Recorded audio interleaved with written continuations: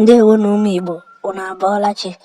Anyị ga-eneba anya n'isiokwu nke taa na-asị akpaalaokwu, ya bụ idioms. Na mbụ, gịnị bụ akpaalaokwu? Akpaalaokwu bụ okwu nka nwere echiche miri emi nke na-etinye nghọta dị omimi n'okwu Igbo. Ọ bụ otu n'ime asụsụ nka Igbo ji achọ okwu ekwurekwu maọbụ ederede mma.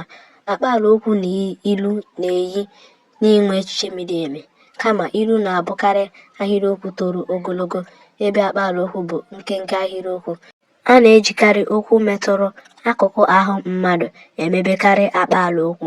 Mkpụrụ okwu eji emebe akpaalaokwu na nghọta ya anaghị abụ otu. N'isiokwu anyị taa, anyị ga-edepụta ma kọwapụta akpaalaokwu ụfọdụ. Akpaalaokwu nke mbụ: ọ na-eme aka abụọ. Nkọwa ya: ọ na-ezu ohi. Akpaalaokwu nke abụọ: ahụhụ ụkpụrụ obi isi. Nkọwa ya: obi tara nnukwu ahụhụ. Akpaalaokwu nke atọ: edi sọrọ ya ọnụ. Nkọwa ya: ọ na-eme nzuzu. Akpaalaokwu nke anọ wee bụrụzie afọ tara ya mmiri. Nkọwa ya bụ na ọ naghị emere mmadụ ebere.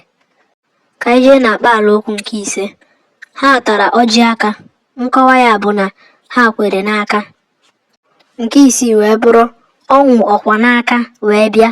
Nkọwa ya: ọ bịara n'ezigbo oge. Ka anyị jezie na nke asaa ma bụrụkwazie nke ikpeazụ: nwata ahụ pụrụ eze elu. Nkọwa ya bụ na nwata ahụ mere alụ.